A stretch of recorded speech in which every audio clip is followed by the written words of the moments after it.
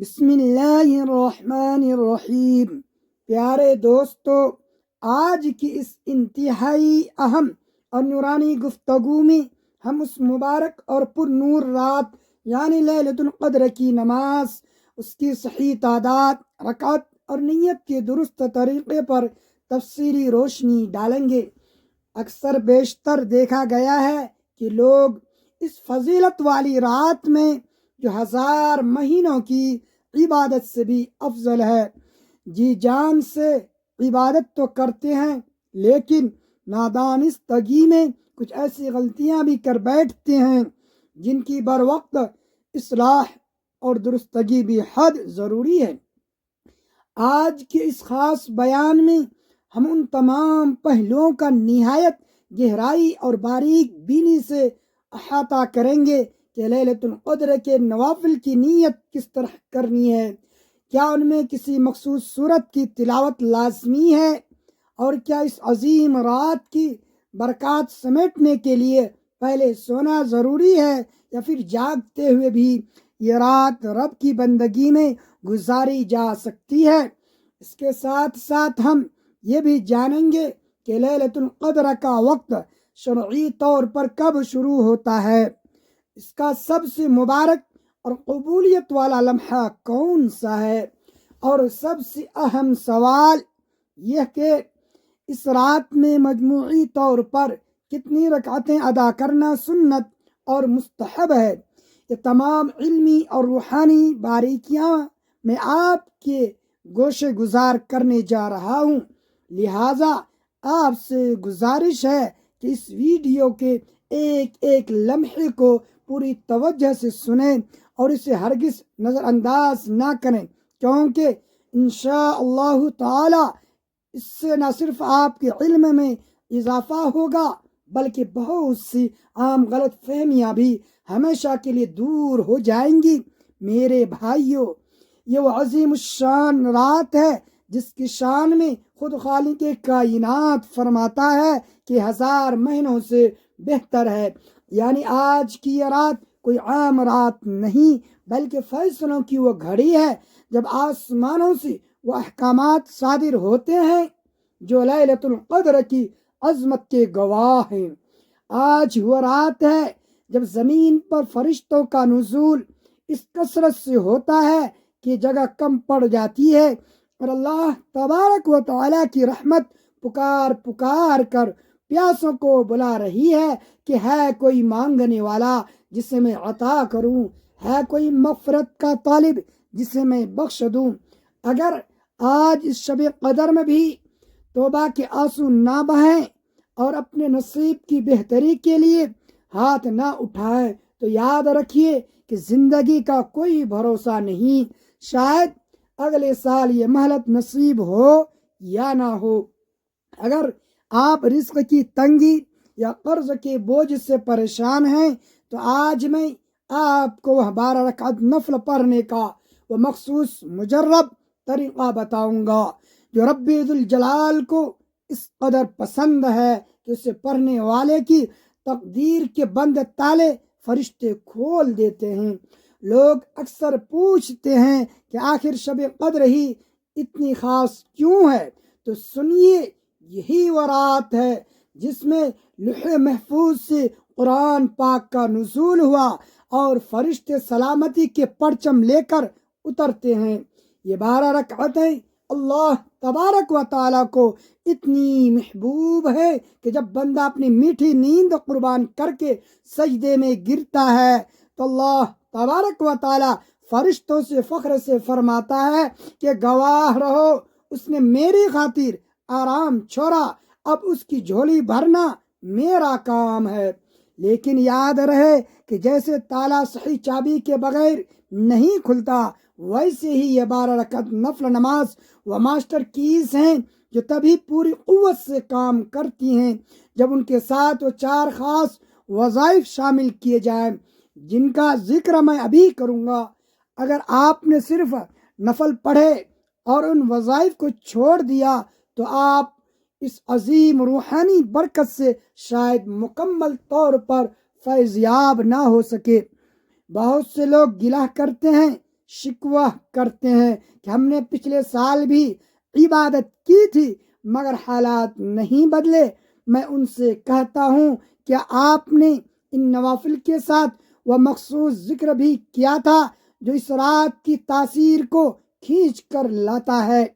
आज मैं आपको एक ऐसा ताकतवर रूहानी वजीफा बताने वाला हूँ कि जैसे ही आप नफल की पहली 2 रकातों के बाद पहले वजीफे की तरफ बढ़ेंगे, आपको अपने कल्ब में यानी अपने दिल में वो सुकून और यकीन महसूस होगा जो नाकाबिल बयान है।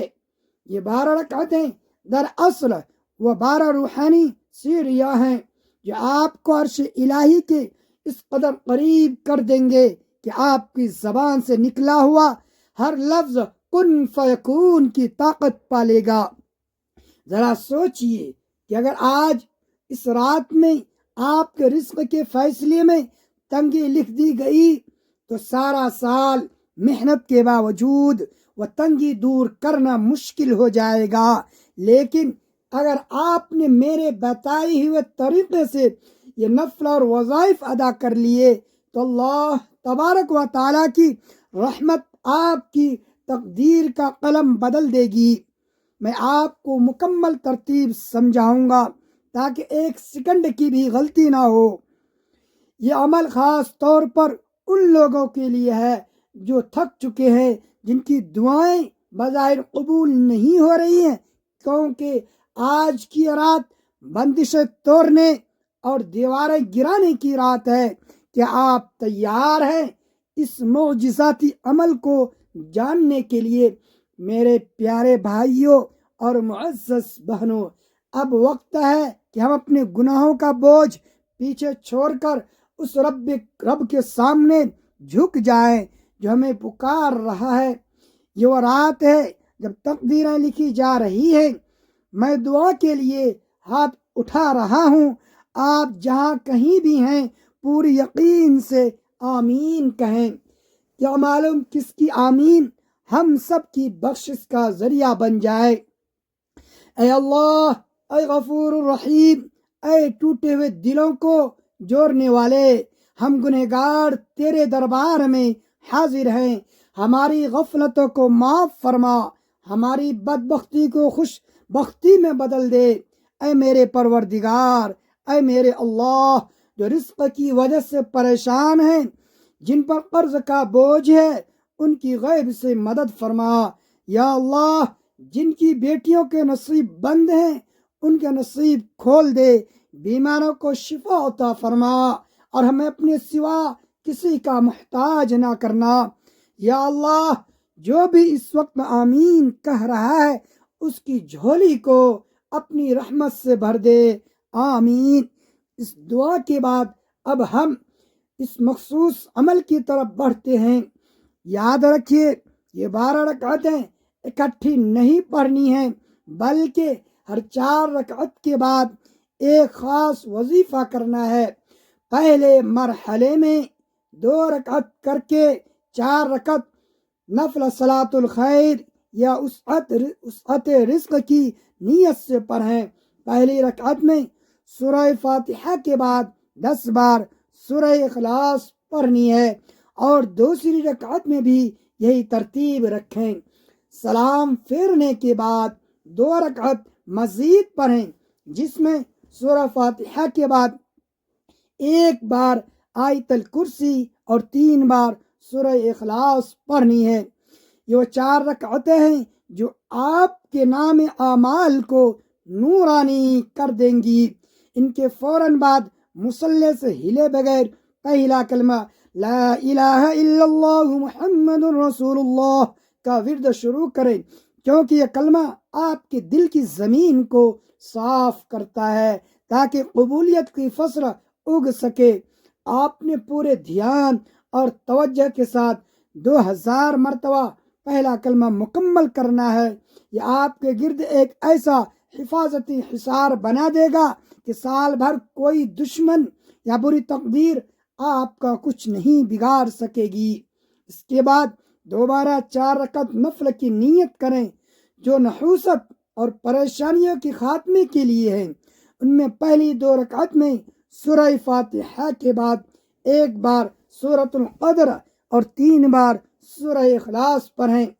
اگلی 2 رکعت میں سورہ فاتحہ کے بعد 21 بار سورہ اخلاص پڑھنی ہے۔ جیسے ہی آپ ان سے فارغ ہوں گے، اب باری ہے دوسرے وظیفے کی جو ان نوافلوں کا نچوڑ ہے۔ آپ نے نہایت ادب و احترام سے 100 مرتبہ درود ابراہیمی پڑھنا ہے، کیونکہ جس دعا کی شروع اور آخر میں درود نہ ہو وہ آسمان اور زمین کے درمیان معلق رہتی ہے، لٹکی رہتی ہے۔ درود کی برکت سے آپ کی الجھنیں برف کی طرح پگھلنا شروع ہو جائیں گی۔ اب بقیہ 4 رکعت نفل کی باری ہے، جو تقدیر کے فیصلے پر مہر لگوانے کے لیے کافی ہے۔ ان میں پہلی 2 رکعت میں سورہ فاتحہ کے بعد 50 بار سورہ اخلاص اور دوسری 2 میں بھی 50 بار سورہ اخلاص پڑھیں۔ جو شخص اس رات 100 بار سورہ اخلاص ان نوافل میں پڑھ لیتا ہے، اللہ تبارک و تعالی اس کے لیے جنت کے 8 دروازے کھول دیتا ہے۔ نفل مکمل ہونے کے بعد اب باری ہے استغفار کی، جو لکھے ہوئے کو مٹاتا ہے۔ آپ نے 313 مرتبہ استغفر اللہ پڑھنا ہے۔ یہ وہ عدد ہے جو فتح و نصرت کی علامت ہے۔ استغفار کے بعد اب وہ آخری اور سب سے طاقتور چابی یعنی چوتھا وظیفہ سن لیں۔ آپ نے 11 مرتبہ درود ابراہیمی، پھر 41 مرتبہ سورہ اخلاص بسم اللہ کے ساتھ اور آخر میں پھر 11 مرتبہ درود ابراہیمی پڑھنا ہے۔ یہ عمل آپ کی ہر ناممکن حاجت کو ممکن میں بدلنے کے لیے کافی ہے۔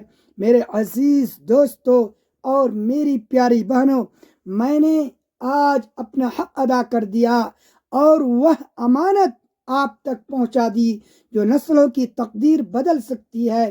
اب یہ آپ پر ہے کہ آپ اس رات کو سو کر گزاریں یا رب کو منا کر۔ یہ رمضان رخصت ہو رہا ہے، کیا معلوم زندگی دوبارہ یہ موقع دے یا پھر نہ دے۔ اس پیغام کو دوسروں تک ضرور پہنچائیں، شاید آپ کے ایک شعر سے کسی کی بگڑی بن جائے اور اس کا اجر آپ کو قیامت تک ملتا رہے۔ چینل کو ضرور سبسکرائب کر لیں تاکہ ہم ایمان کے سفر میں ساتھ رہیں۔ کمنٹس میں اپنی دعا اور نام ضرور لکھیں۔ میں آج کی اس رات میں اپنے ہر ویورز کے لیے خصوصی دعا کروں گا۔